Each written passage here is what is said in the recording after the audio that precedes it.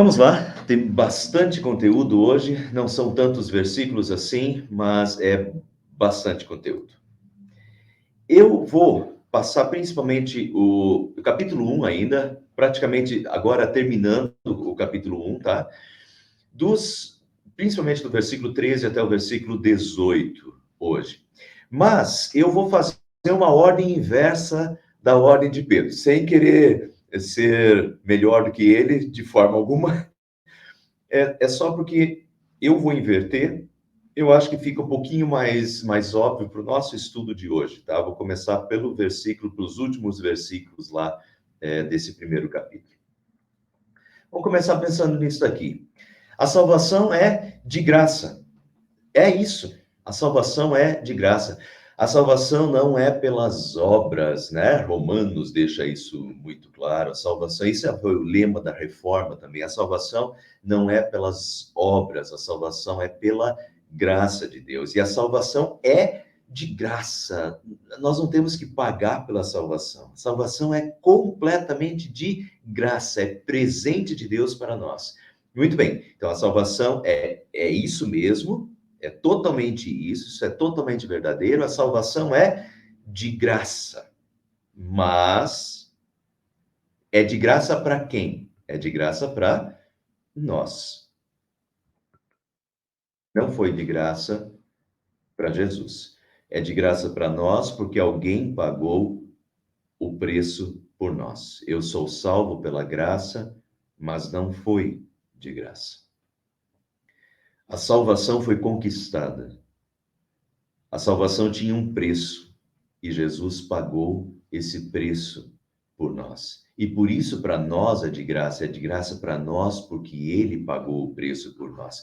E uma das passagens mais claras, uma das passagens mais tocantes e usadas pelos pastores e repetidas, está justamente nesse texto de 1 Pedro, que é: pois vocês sabem que não foi por meio de coisas perecíveis como prata ou ouro que vocês foram redimidos da sua maneira vazia de viver, transmitida pelos seus antepassados, mas pelo precioso sangue de Cristo, como de um cordeiro, sem mancha e sem defeito. Não foi por meio de coisas perecíveis como prata ou ouro, não foi com pagamento de dinheiro. Pagamento de dinheiro nenhum no mundo seria suficiente para comprar a nossa salvação. Não é isso, Deus não está interessado nisso. Não foi com ouro ou prata que vocês foram redimidos, mas pelo precioso sangue de Cristo, como de um cordeiro, sem mancha e sem defeito. O santo Deus, o santo, santo Filho de Deus, sem mancha, sem defeito, desceu à terra, se fez um ser humano para sofrer e morrer por nós, em nosso lugar, para nos conquistar a salvação, para pagar o nosso preço.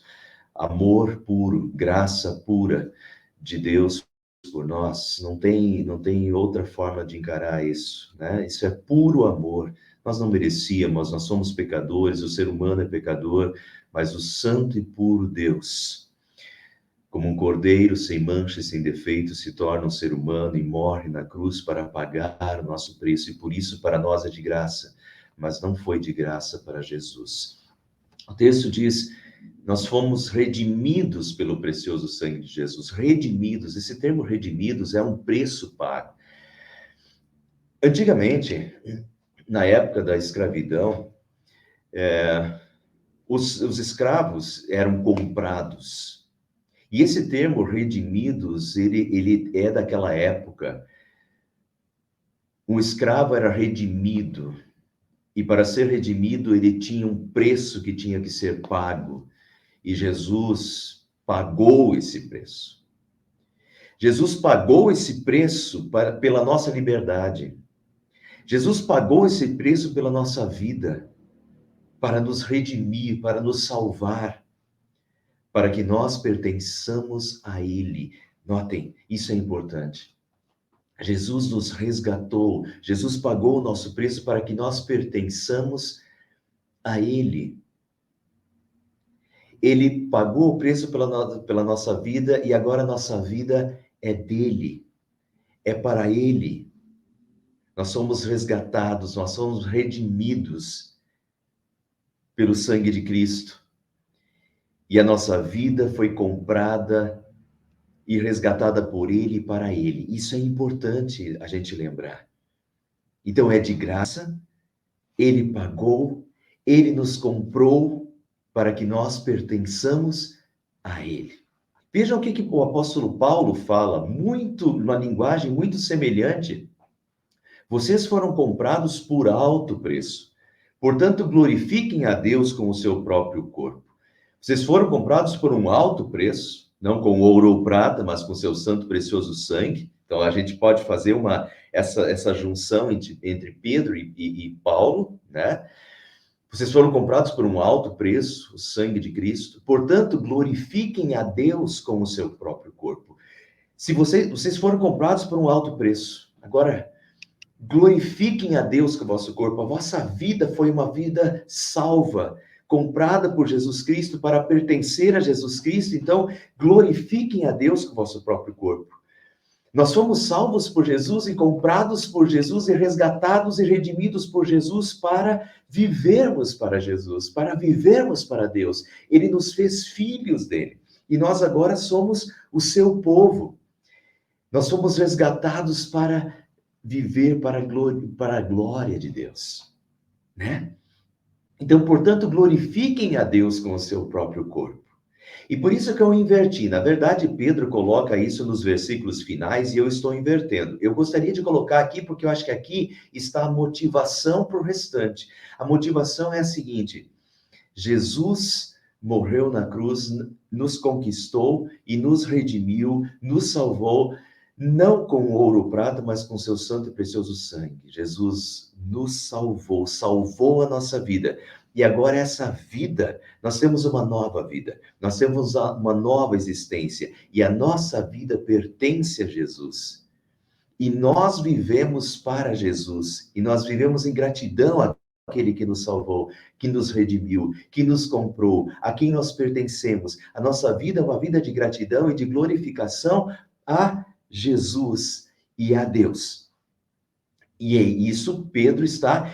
Notem que isso tudo está entrelaçado.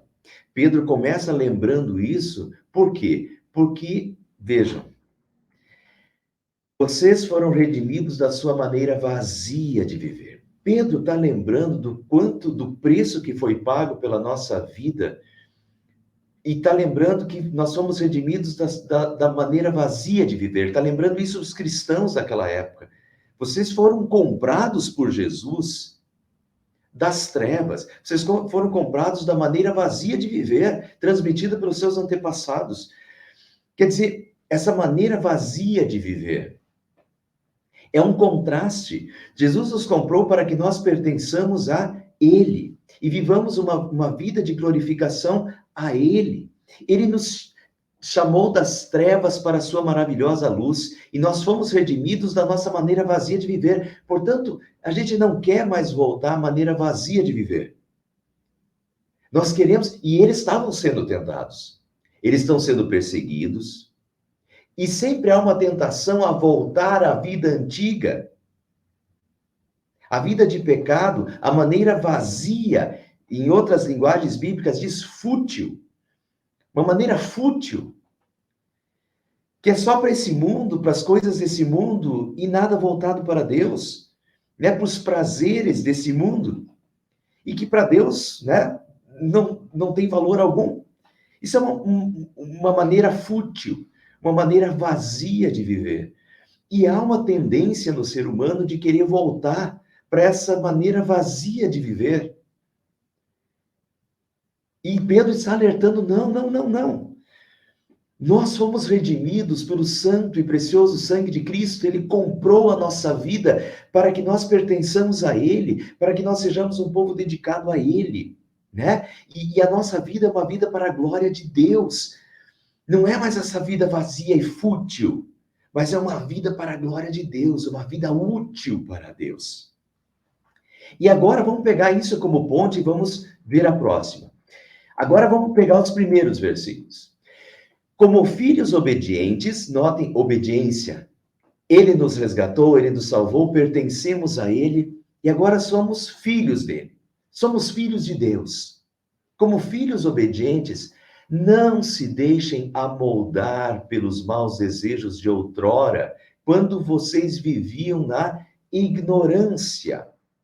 Não se deixem amoldar pelos maus desejos de outrora, quando vocês viviam na ignorância.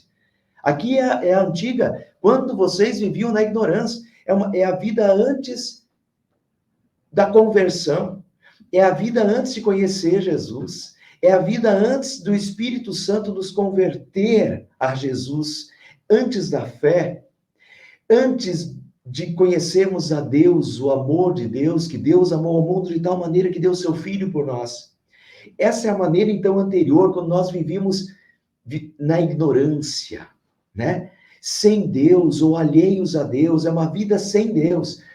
Essa vida na ignorância de Deus, de Jesus, do Espírito Santo, sem fé, não se deixa moldar pelos maus desejos de outrora. Esses maus desejos, quando a nossa vida era uma vida dominada pelo pecado, sem Deus, uma vida dominada pelo pecado, em que nós não enxergávamos as coisas de Deus, só enxergávamos as coisas desse mundo. Então, não se deixem amoldar pelos desejos de outrora, quando vocês viviam na ignorância. Então, há uma tendência, de novo, a voltar para os desejos, né? Aquela vida de antes, aquela vida do pecado, aquela vida com os olhos só neste mundo. Há sempre uma tentação do cristão querer voltar à vida anterior.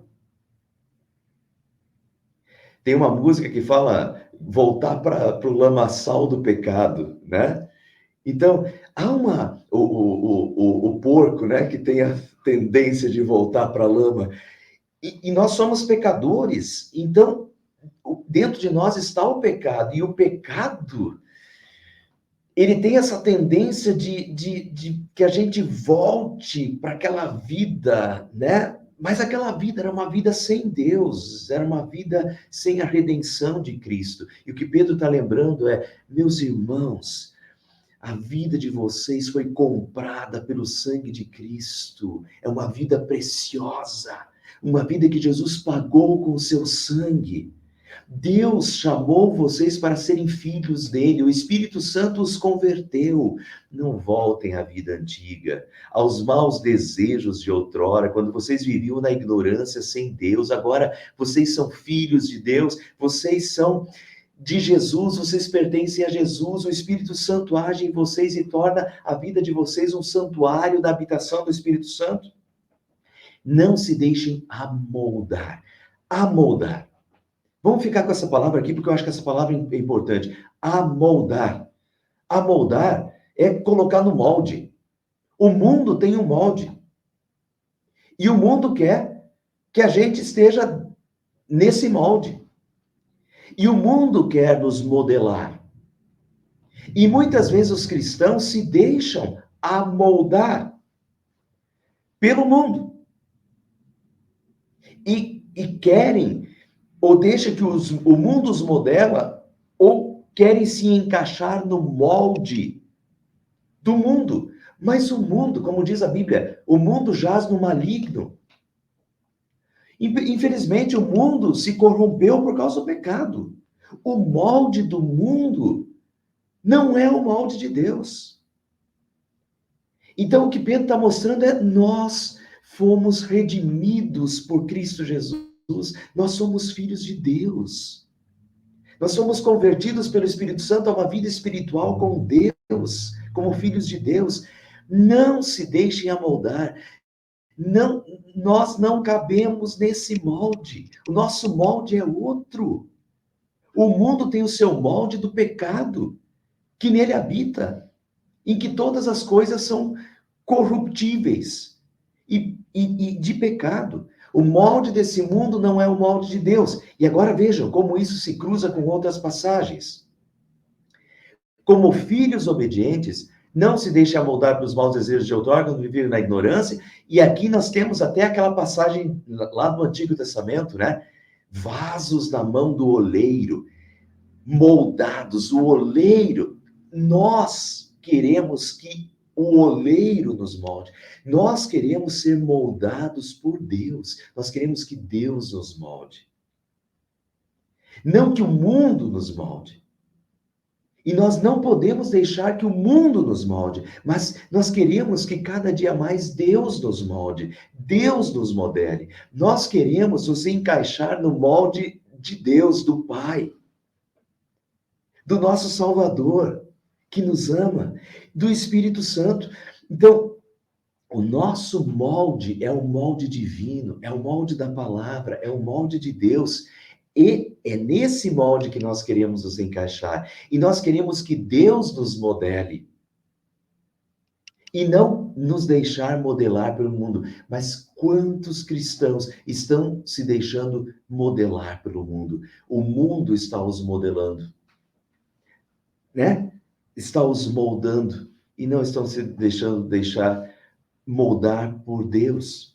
O apóstolo Paulo fala isso também.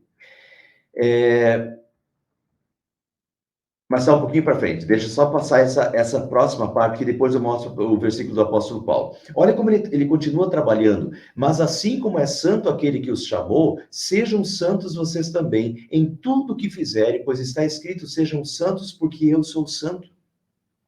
Assim como é santo aquele que os chamou, Deus é santo, sejam santos vocês também, em tudo que fizerem. Pois está escrito, sejam santos porque eu sou santo. Então, Deus quer santidade, Deus é santo. E nosso Pai é santo e quer que nós sejamos santos também. Uma vida em santidade. Deus deseja uma vida em santidade. Uma vida em glorificação a Deus. E essa questão, eu bato bastante nessa tecla que em hebraico, a palavra santo significa separado. É uma coisa diferente, uma coisa separada, uma coisa santa no Antigo Testamento, uma coisa dedicada, separada para Deus. As coisas que estavam dentro do santuário eram coisas santas, eram coisas dedicadas a Deus. Eram coisas separadas, né? Você não pega o cálice da Santa Ceia e vai tomar, né? Não, o cálice da Santa Ceia, ele fica lá em cima da mesa. É um cálice que a gente usa quando tem Santa Ceia. É uma coisa que foi separada e dedicada para Deus. Imagina você chegar lá na mesa da Santa Ceia e, né, num dia que não tem Santa Ceia, e pegar e colocar vinho lá e tomar. Isso, como seria? Não, aquilo foi uma coisa separada para Deus, né? E assim, esse é o sentido de santo. Santo é uma coisa que foi separada, uma coisa que foi dedicada a Deus. E nós somos santos, nós fomos separados por Deus. Pedro começa dizendo que Deus nos chamou, Deus nos chamou. Jesus, o Espírito Santo nos converteu, nos separou. Nós somos separados para Deus, somos santificados para Deus, somos um povo de filhos de Deus, somos sal da terra e luz do mundo.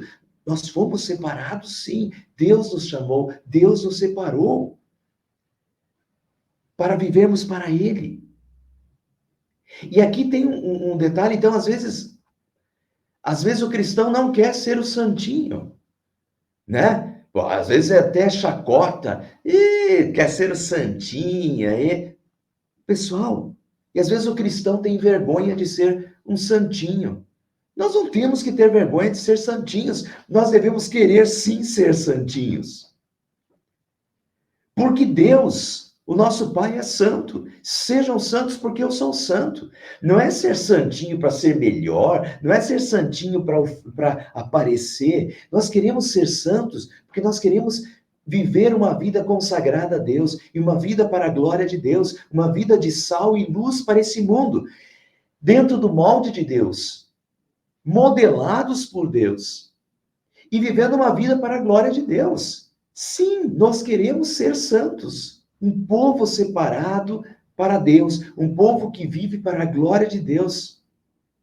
Sim, eu quero ser santo e você também. E eu quero ser um santinho, sim, para a glória de Deus, para servir a Deus. Eu quero uma vida santa. Infelizmente, por causa dos nossos pecados, nós não somos santos e não somos perfeitos. Seremos perfeitos no dia do céu, na glória.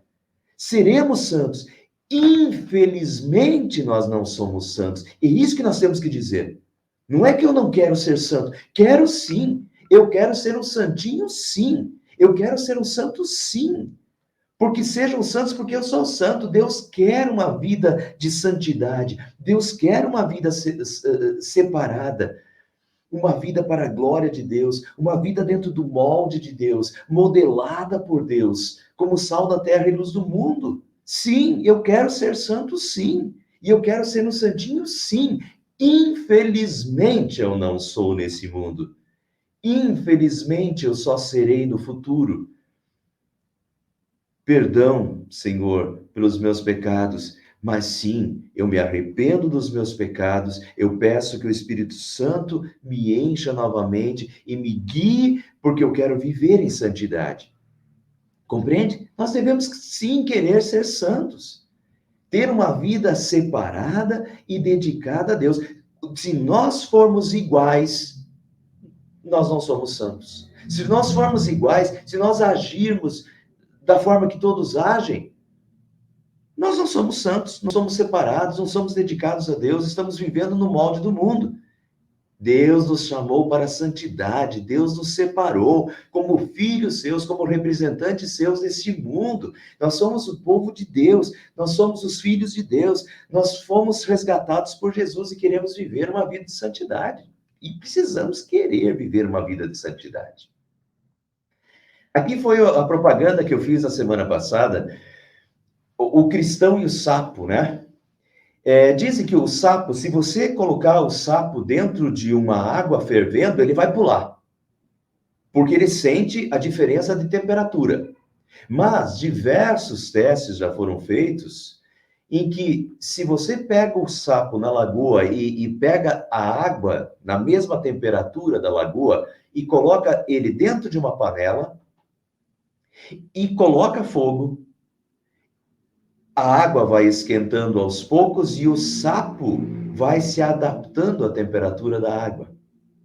Impressionante. E pasmem, eu não vou fazer esse teste, nunca fiz, não vou fazer, mas o sapo cozinha e morre feliz. Ele vai se adaptando, adaptando ao calor da água, morre inchado e feliz.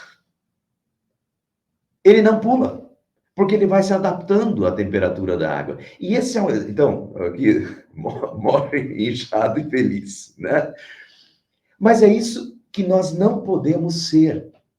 O cristão não pode ser um sapo, mas há uma tendência do cristão em ser sapo, em ir se adaptando, se adaptando, se adaptando às tendências desse mundo, aos pensamentos desse mundo, aos modismos desse mundo, às filosofias desse mundo, ao que o mundo acha certo. E olha, observem a política brasileira, observem o que está rodando, observem o que está sendo aprovado. Aborto, homossexualismo. Olha o molde. Esse é o molde de Deus? É isso que Deus diz? É isso que Deus fala na sua palavra? Olha o molde do mundo. E tem muito cristão já moldado pelo mundo, pelas tendências, e não querendo ser fora da moda, fora de moda, né? Não querendo sofrer chacota ou perseguição por pensar diferente e ser classificado como radical, como incompreensível. O mundo tem um molde e está modelando. E tem muito cristão sapo aí que está se adaptando aos pensamentos do mundo, aos pecados do mundo, deixando Deus de lado e ficando com o molde do mundo. Nós não podemos ser cristãos sapos. Não podemos nos adaptar ao mundo. Pelo contrário, e agora vem a passagem do apóstolo Paulo. Não se amoldem ao padrão deste mundo, mas transformem-se pela renovação da sua mente, para que sejam capazes de experimentar e comprovar a boa, agradável e perfeita vontade de Deus. Não se amoldem ao padrão deste mundo, o mundo sempre vai ter um padrão, nós nem sempre vamos estar no padrão desse mundo, pelo contrário, geralmente nós não estaremos no padrão desse mundo. Nós temos um outro padrão. Não se amoldem, não se deixem moldar pelo padrão do mundo, mas transformem-se pela renovação da sua mente, para que sejam capazes de experimentar e comprovar a boa, agradável e perfeita vontade de Deus. Nós precisamos saber qual é a vontade de Deus, a vontade eterna de Deus. Deus é eterno. Só Deus permanece. Os modismos vêm e vão. As ideias desse mundo vêm e vão. As filosofias desse mundo vêm e vão. Deus é eterno. E Deus é verdadeiro. Eu sou o caminho, a verdade e a vida. Nós precisamos buscar renovar a nossa mente. E experimentar e comprovar a boa, agradável e perfeita vontade de Deus. Nós queremos ser modelados por Deus. Qual é a boa, agradável e perfeita vontade do Deus eterno, do meu Criador? O Criador sabe o que é melhor.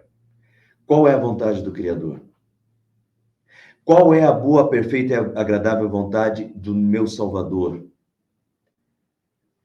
Do Espírito Santo que age em mim. É Deus que eu quero agradar. É o molde dele que eu quero para a minha vida, e não o molde do mundo.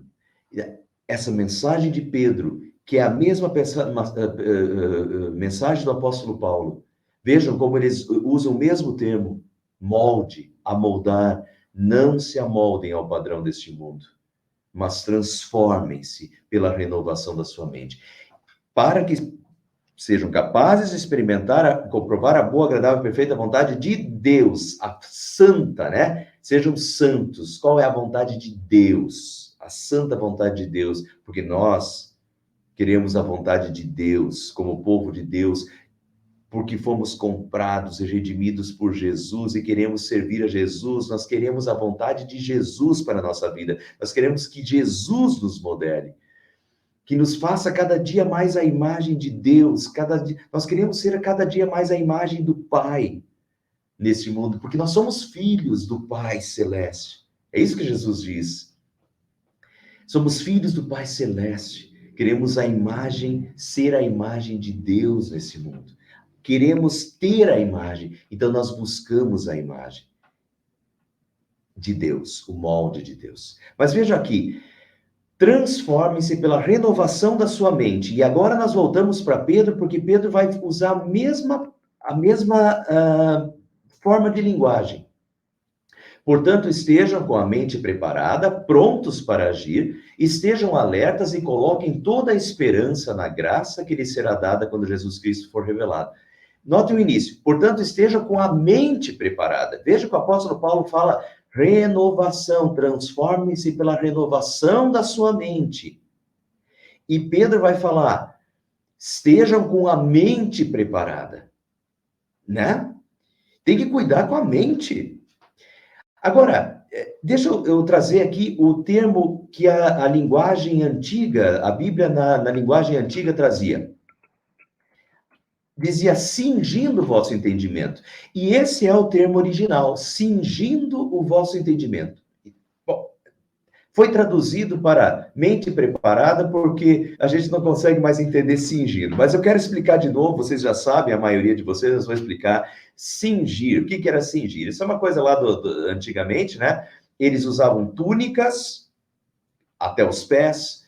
Então, quando eles iam trabalhar, ou quando eles iam para a guerra, ou quando alguma coisa que exigia atividade, eles tinham que se cingir. O que era cingir? Eles levantavam a túnica, né? Era como se a gente colocasse a cinta hoje, né? Eles levantavam a túnica até um pouco mais na linha da cintura e passavam um cinto, uma corda.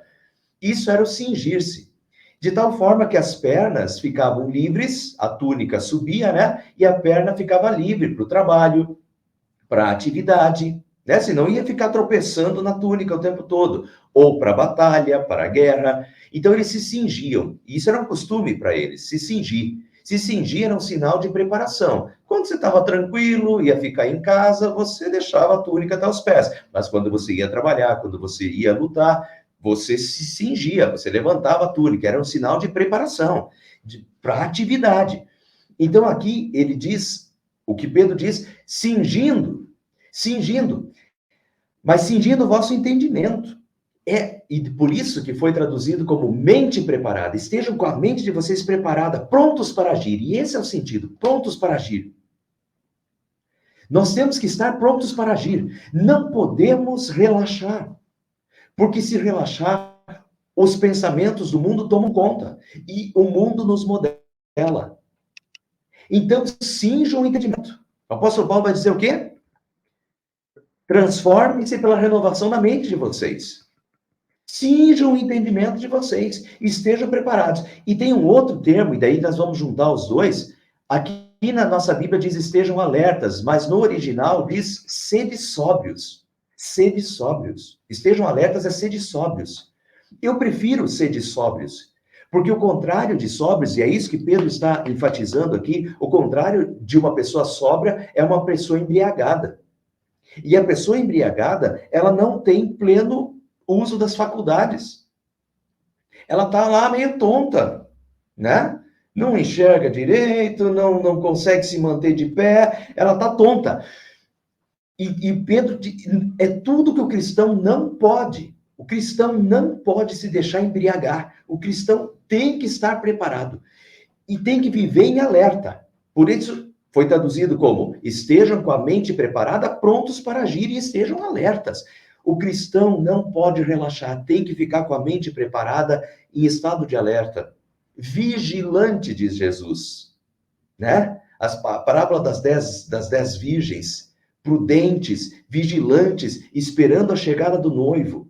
Os cristãos não podem dormir na palha. Os cristãos têm que estar com a mente preparada, não embriagada pelo mundo, pelas coisas do mundo, né? Pelo molde do mundo, mas sempre vigilantes para perceber onde estão os erros, onde o mundo se afastou de Deus, qual é a vontade de Deus. Opa, aqui não é a vontade de Deus, aqui também não. Então você tem que estar com a mente vigilante, preparada, alerta, e não se deixar embriagar, sede sóbrios, né? E coloquem toda a esperança na graça que lhe será dada. Então, de novo, não se deixar moldar e estar sempre alerta e vigilante com a mente, né? Busquem. O que o apóstolo Paulo diz? Busque, transformem-se pela renovação da mente de vocês. Experimente a boa, agradável e perfeita vontade de Deus. Né? Isso é estar com a mente preparada, com a mente alerta, cheia da vontade de Deus, para não se deixar embriagar pelas tentações desse mundo, né, que nos levam para a perdição. Olha 1 Tessalonicenses, veja como novamente se cruzam as passagens. Mas vocês, irmãos, não estão nas trevas para que esse dia os surpreenda como ladrão, o dia do Senhor, né, a volta de Cristo. Vocês todos são filhos da luz. E, pessoal, Jesus pode voltar a qualquer momento. Então, a gente, de novo, essa questão de ficar alerta e de viver uma vida para a glória de Deus todos os dias, todas as horas. É bíblico e é sempre, né? Mas vocês, irmãos, não estão nas trevas para que esse dia os surpreenda como ladrão. Vocês são filhos da luz. Filhos da luz é Deus é luz, Jesus é a luz do mundo. Vocês são filhos da luz, filhos do dia. Não somos da noite nem das trevas. Portanto, não durmamos como os demais, isso é relaxar, né? Se deixar embriagar, até ele vai usar o embriagar-se aqui, ó. Portanto, não durmamos como os demais, que não estão com a mente preparada, mas estejam atentos e sejamos sóbrios. Estejamos atentos e sejamos sóbrios. De novo, aqui o apóstolo Paulo, Tessalonicenses, mas de novo ele usa o mesmo linguajar de Pedro. Sejam sóbrios, estejam atentos, pois os que dormem, dormem de noite, e os que se embriagam, embriagam-se de noite. Noite é vida sem luz, tá? Mas nós somos filhos da luz, filhos do dia, filhos de Deus, nós estamos na luz de Cristo. Então, não vão para a escuridão. Fiquem atentos, né? Não voltem para a vida antiga, não voltem para a escuridão, para a vida fútil e inútil, vazia que tinham antes de Cristo.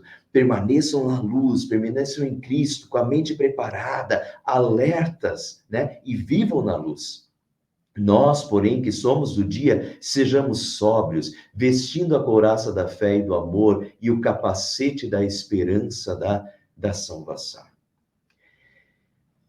Terminando, às vezes o cristão não quer ser o santinho, já falei sobre isso, deveríamos querer sim e buscar sim, porque Deus quer santidade e nós queremos ser santos e nós queremos uma vida de santidade para Deus, porque Deus merece isso, porque é assim que vai ser no futuro, no novo céu e na nova terra. Então, por que não começar aqui agora? Queremos sim ser santos, porque Deus merece, porque Deus quer uma vida santa, porque eu quero glorificar a Deus com uma vida santificada, né? Dentro do molde que Deus quer.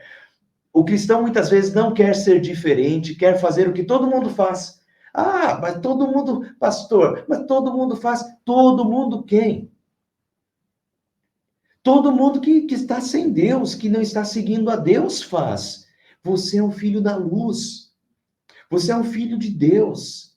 Você foi chamado das trevas para a maravilhosa luz. A tua vida foi paga, a tua vida foi resgatada, foi comprada para que você viva para a glória de Deus. Você não é todo mundo.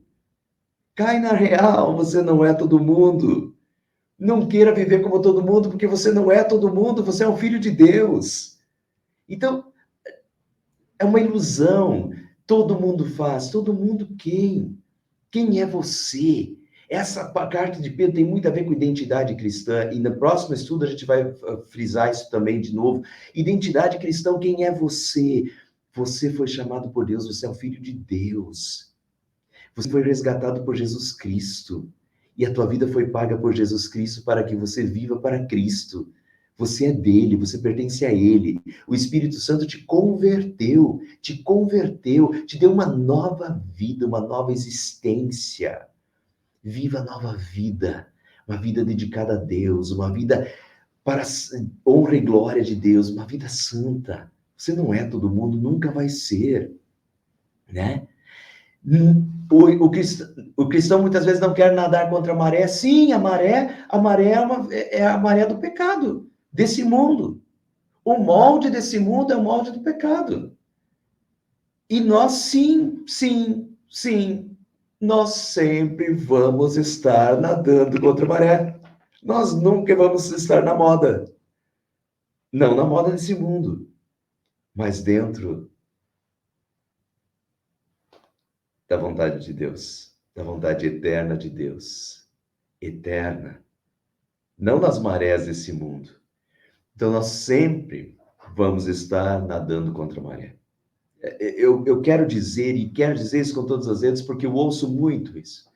E as pessoas se sentem afligidas por isso. Puxa, a gente está nadando contra a maré, parece que a gente sempre é do contra, parece que a gente sempre está indo contra a tendência. Sim, estamos indo contra as tendências do pecado desse mundo, do molde desse mundo, que é o molde de pecado, um molde de distanciamento de Deus, de trevas espirituais. Não se pode esperar outra coisa do mundo, mas se pode esperar outra coisa de nós, e Deus espera outra coisa de nós como seus filhos, né? Como pessoas resgatadas por Jesus e santificadas a Deus. Então estaremos sim nadando contra a maré, sim, faremos diferente, né? Nunca vai ser igual para nós, porque o nosso molde é Jesus. Nós buscamos a boa, agradável vontade e a boa e agradável vontade de Deus.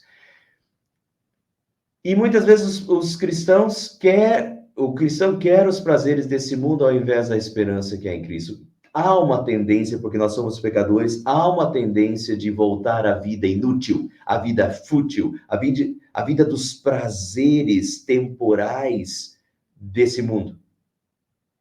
Que, como diz Paulo, guerreiam contra a alma e contra o espírito, né? Mas nós somos pecadores e há essa tendência de voltar a essa vida inútil, fútil, mais prazerosa com os prazeres desse mundo. E daí nós temos que, concluindo, portanto, estejam com a mente preparadas, prontos para agir, estejam alertas e coloquem toda a esperança na graça que lhes será dada quando Jesus Cristo for revelado. A nossa esperança tem que ser colocada na graça que nos será dada quando Jesus Cristo for revelado. Quando Jesus Cristo vier sobre as nuvens com poder e glória, e disser, venham benditos de meu Pai, entrem na posse do reino que você está preparado desde a fundação do mundo, aí sim, essa é a nossa esperança. É nisso que a gente foca. Nós estamos preocupados em agradar a Deus, e nós queremos agradar a Deus, não agradar ao mundo, agradar a Deus, para que quando Jesus voltar, que Deus se orgulhe de nós, que Deus se orgulhe dos seus filhos, e quando Jesus vier, ele nos dê a herança imaculada, imarcessível, né? O primeiro texto, a vida eterna. É nisso que nós focamos. Nós não estamos focando nos prazeres desse mundo temporais. Se focar só nos prazeres temporais, de que vale ganhar o mundo, mas perder a sua alma, diz Jesus. E muita gente está perdendo a alma, está focando só nesse mundo, está ganhando o mundo, mas perdendo a sua alma. Então, coloquem a esperança na graça que lhe será dada quando Jesus Cristo for revelado. Nós queremos agradar o nosso Salvador, aquele que comprou a minha vida com o seu sangue. É ele que eu quero agradar. O meu Salvador, é a ele que eu pertenço. A minha vida foi uma vida conquistada e paga com o sangue de Cristo. Eu sou grato a ele por isso. E eu devoto a minha vida a Cristo. E eu quero servir o meu Pai. E eu quero que ele me modele. Eu quero estar no molde dele, da sua boa, agradável e perfeita vontade. Eu quero servi-lo, eu quero agradecê-lo, porque ele é o autor da vida eterna. Ele é o meu criador, ele é o meu salvador, é o meu santificador. Eu devo tudo a ele e eu quero viver para ele. Vou desagradar o mundo, mas a minha esperança está nele. Não está nesse mundo. Não está nos prazeres desse mundo, mas nos prazeres que Deus tem para me oferecer e para mim. Isso não quer dizer que a gente vai ter uma vida infeliz aqui nesse mundo. Mas, às vezes, as pessoas querem esses prazeres do pecado, né?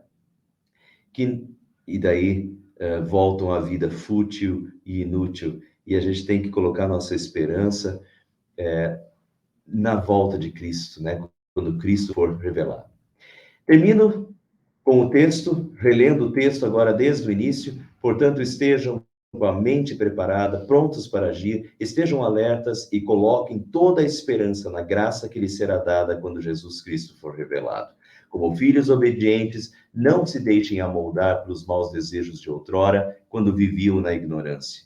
Mas assim como é santo aquele que os chamou, sejam santos vocês também, em tudo que fizerem. Pois está escrito, sejam santos porque eu sou santo.